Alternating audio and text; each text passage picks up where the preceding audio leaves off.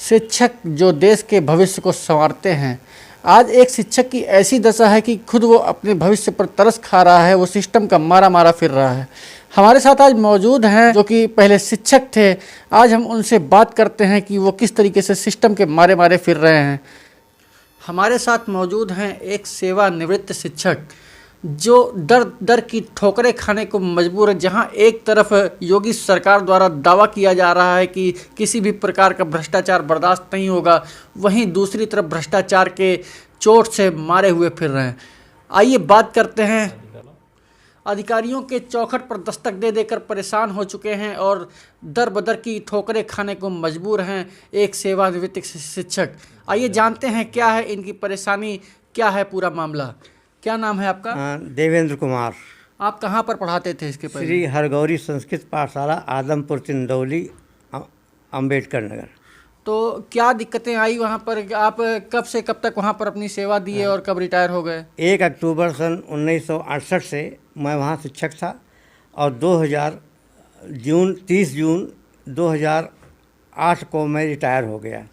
तो रिटायर होने के बाद जो एरियर बना उसके भुगतान के संबंध में आपको दिक्कतें आ रही हैं। हाँ। तो ये आपने पत्राचार कहाँ कहाँ पर किया, कैसे कैसे क्या किया और कहाँ से आपको दिक्कतें हो रही हैं और लगातार क्या परेशानियाँ हो रही हैं, कहाँ से आपको ठोकरें मिल रही हैं? जिला विद्यालय निरीक्षक के यहाँ हमने कई बार एप्लीकेशन दिया और उन्होंने कहा मैंने आगे बढ़ा दिया है, अब आगे शासन को बढ़ा दिया है, अब कहाँ है, मैं कहाँ कहाँ जाऊँ पता नहीं लगता है। जैसा कि आप देख रहे हैं बिस्तर पे लेटे एक बुजुर्ग, क्या दशा है इनकी। आँख से भी परेशान है और अपने शरीर से भी परेशान है, चलने फिरने में असमर्थ। आखिर कहाँ कहाँ तक दौड़ेंगे अपने एरियर के भुगतान के लिए। देखते रहिए आप हमारे साथ। हम इनसे और भी बातें जानने की कोशिश करते हैं कि किस तरीके से इनको परेशान किया गया और लगातार किस प्रकार से वहाँ के कर्मचारियों द्वारा इनसे रिश्वत की मांग की गई और लगातार इनको भटकने पर मजबूर किया गया।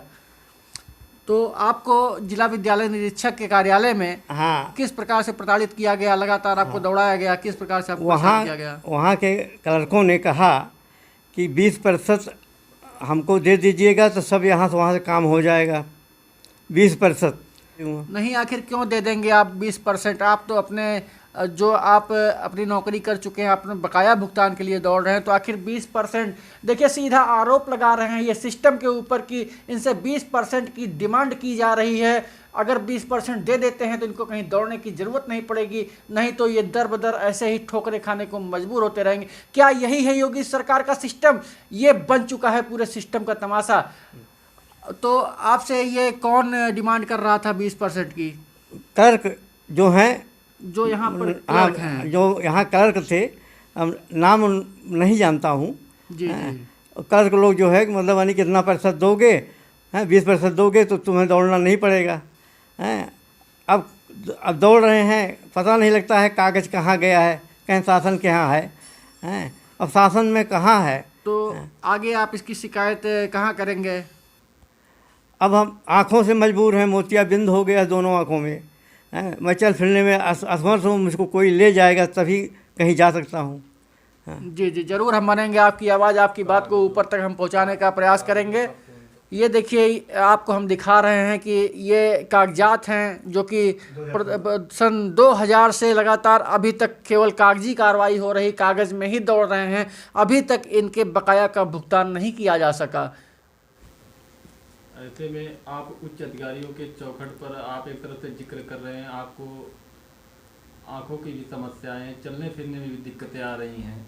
ऐसे में किसके साथ जाते हैं, वहाँ पे क्या आश्वासन दिया जाता है आपको? अब मैं कहीं चलने मिलने, अगर कोई ले जाता है मुझको, आपको ले कौन जाता है वहाँ तक? DIOS के ऑफिस तक ही मैं वहीं तक जा सकता हूँ, लेकिन वहाँ तक आपको कौन लेके जाता है? आपके साथ कौन जाता है? अब हमारे लड़के जो हैं वही जाते हैं। तो क्या नाम है उनका? द्रोणाचार्य दुबे। हमारे साथ इस समय मौजूद हैं द्रोणाचार्य दुबे, जो कि रिटायर्ड शिक्षक देवेंद्र दुबे के पुत्र हैं। ये ही लगातार इनको ले आते हैं, ले जाते हैं तमाम तरीके से, कि एक्स आर्मी अफसर भी हैं। आइए बात करने की कोशिश करते हैं इनसे, क्या है पूरा मामला जानने की कोशिश करते हैं। क्या नाम है आपका? मेरा नाम द्रोणाचार्य दुबे है और मैं 94 में CRPF में पदस्थ हुआ था और 25 साल से ऊपर सेवा पूर्ण कर चुका हूँ। ऐसे में आप अपने पिताजी को लेके जाते हैं उच्च अधिकारियों के चौखट पर, तो वहाँ से क्या आश्वासन दिया जाता है? सिर्फ कागजी कार्रवाई की जाती है कि कुछ न्याय की भी बात की जाती है वहाँ पर?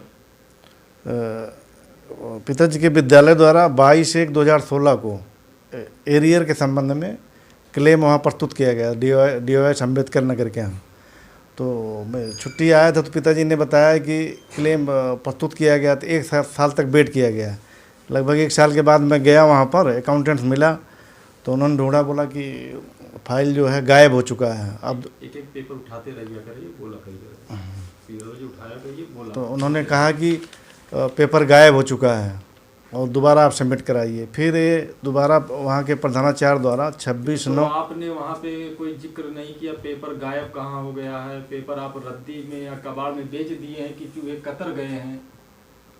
तो वहाँ कोई सुनने को तैयार नहीं होता है। तो वहाँ पे कोई सुनने को तैयार नहीं होता। तो दोबारा जो प्रधानाचार्य द्वारा एक क्लेम सबमिट किया गया एरिया के संबंध में 26/9/2017 को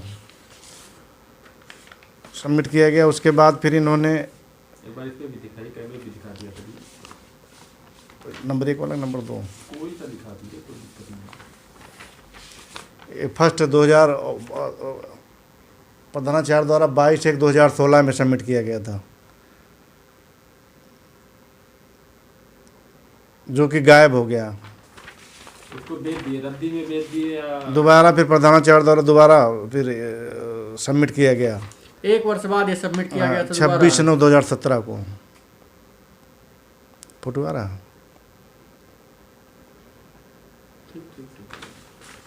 तो वहाँ पर आपको कैसी परेशानियाँ हुई, क्या दिक्कतें हुई, वहाँ से किस प्रकार टाल मटोल किया गया और अभी तक एरियर नहीं भुगतान हो सका? क्या बताते हैं वहाँ पर कि क्या दिक्कतें आ रही हैं? तो ज़्यादा प्रेस करने पर यहाँ से वहाँ शिक्षा निदेशक के यहाँ भेज देंगे, वहाँ से फिर आपत्ति लगा देंगे, फिर ये भेज देंगे, यही लगाए रहते हैं।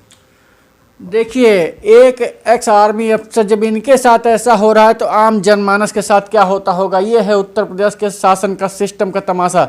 आप लगातार ही बने रहिए हमारे साथ। हम जल्द ही खोलेंगे जिला विद्यालय निरीक्षक कार्यालय अम्बेडकर नगर की पोल। आप देख रहे हैं न्यूज़ प्लेटफॉर्म लोकतंत्र टाइम्स।